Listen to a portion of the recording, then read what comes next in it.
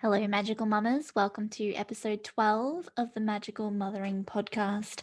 I'm your host, Dania, and today I'm talking about new moon rituals with our kids, how to create simplistic, everyday magic with earth energy. If you want more of this, don't forget to click subscribe so you get my next episode, and I invite you to come support me over on Patreon with the link in the subscription. Also, if you want to work with me in a private mentorship journey, please send me an email. I would love to be your guide. So, tonight is the dark moon while I'm speaking to you. It's a time for rest and restoration before the new cycle begins again. The new moon rises tomorrow. New moon is an energy of fresh beginnings, it's a fresh start. It's a time where we will be setting intentions and making our wishes or our manifestations. This is a time where we are cleansing and clearing the space to create new. We can do these types of things with our kids, but one of the big things I want to reiterate when it comes to rituals with kids is keep it simple, really.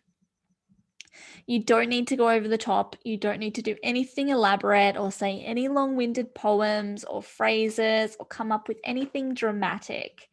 The way that we can continue rituals within the cycles of new moons and full moons and the equinoxes, and in a way that is sustainable, because otherwise it can feel really overwhelming that by the time you've finished one, you're starting the next one. It's always planning, and there's all these crafts, and there's all these things that we have to collect and do. So just keep it simple.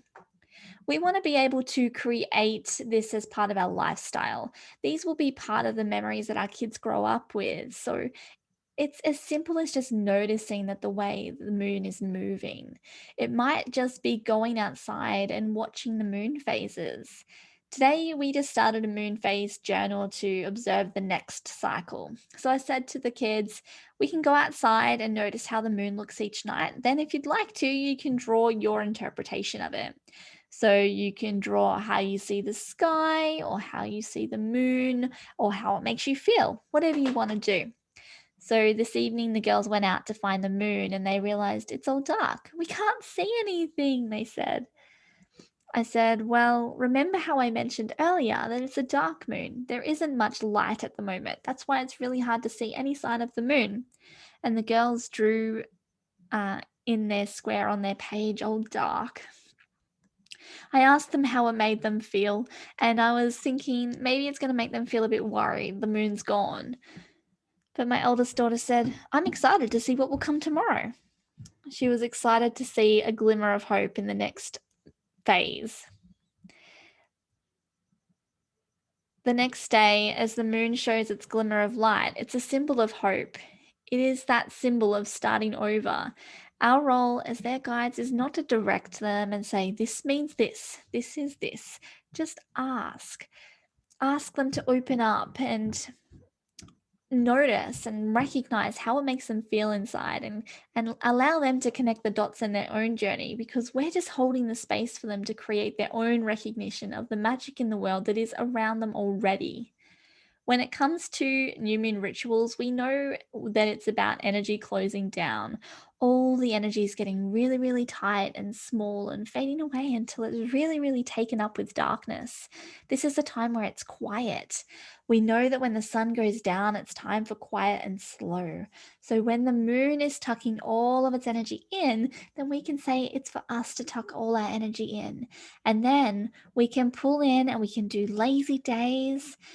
While we're having our lazy day today, we are making plans for tomorrow, plans for in the morning. We're going to do our house clearing.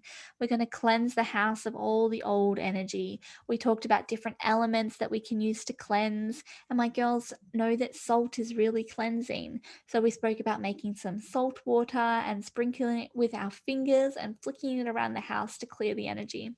They thought it was really, really funny that I was saying that we should flick water all over the house to clean it. They're excited to do this with me in the morning. So before I head off to uni for the day, we're going to do a house cleansing so that at the moment they're upstairs putting all their Barbie village away that they had set up all over the lounge room. They're tucking it all away because they know that in the morning we've got a fresh slate, a new beginning, and we're doing our cleansing and starting again. I asked them about different herbs and they remembered that we use rosemary for a lot of our cleansing rituals. I've got a little shell in the kitchen that I dry herbs on and then I burn them and allow the smoke from that to go through all of our open windows and doors. We often have all of our windows and doors open. It's an everyday thing. We don't just wait for new moons to do that, as we're lucky we live in a warm climate, so we can leave it all open. Having an open air home and burning these herbs that symbolize cleansing and clearing energy just opens that pathway for this old to float out and the new to come in. So it's just like setting up these recognitions within ourselves of how we can take back the control over our energy and how we can freshen space to make room for new to flow. So remember, the universal law of the vacuum is that if we want to manifest something on new moon energy, if we're wanting to bring in our intentions, we need to create space for that first by clearing the space energetically, and this will allow the abundance of manifestation to flow into you. So, we just talked about these things with the kids around new moon. With the rosemary, it's not only just using it to burn and use the smoke to move through the house. You can also dip that in your salt water and use it to splash around the house. Perhaps you could get the kids involved with rosemary in their potion making, or crushing it up and smelling it when they're making potions outside in the garden, mixing all different herbs and leaves and things that they find. So it's a good way to get them connected with the earth and what the earth gives us in order to cleanse this space and cleanse this energy.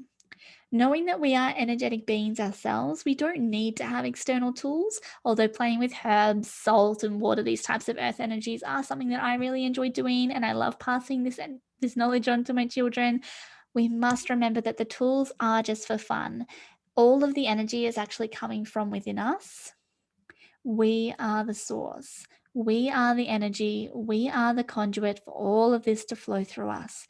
And so it is time, when we are releasing within ourselves, within feelings, within ourselves, within parts of ourselves that are no longer serving us.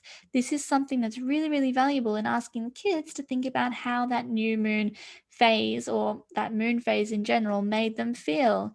We can talk about the things that they're wanting to change, to let go of feelings wise, and sometimes the kids can get stuck in the physical of, maybe it's this toy or this thing or this need, or going here or doing this.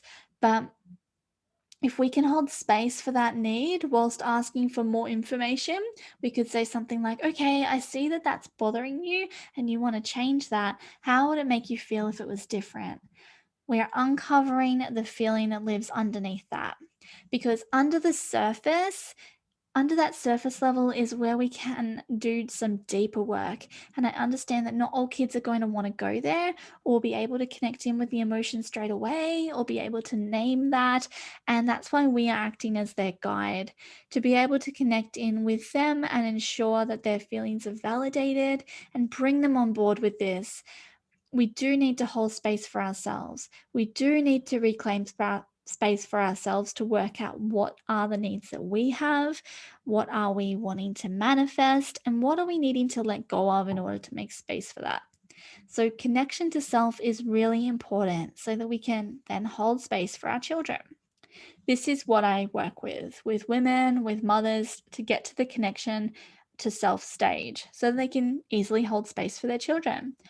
So, to be able to model trust in your inner guidance and trust your intuition, for we want our children to trust their intuition. We want our children to stand up for what they believe in and what they discern to be the right thing to do, or to trust into that feeling of whether they're going on the right path with something, trusting their gut instinct. We need to model that by trusting ourselves and backing ourselves totally 100%. It's one thing to say, trust yourself and back yourself to our kids, but it's the same as when we were told as kids. Perhaps you might have been told to have some self love or have some self respect. And it's really hard to do these things if you're not modeled what that looks like. What does it look like to have self love and respect? What does it look like to honor your own boundaries? What does it look like to trust yourself no matter what? Without the model, it's really hard to grip on what it get a grip on what it means. So that's why I'm working with women to do this. In my 10-week Magical Mothering mentorship, I'm teaching mothers to reconnect to their inner power and become the guide that their children need. We do a Reiki attunement so that you can be completely attuned to energy healing as the energy healing conduit and pass this on to your children. You can even do a 2-week mentorship with me through the Reconnected package, and that can give you the steps that you need to get back on the track that you need to be on. So please reach out to me. I would love to work with you. I have some spaces open. I would love to talk with you. So come and join me. Reach out if you need to delve into this a bit deeper. I have so much love and appreciation for you. I hope you have a really beautiful new moon ceremony. Lots of love.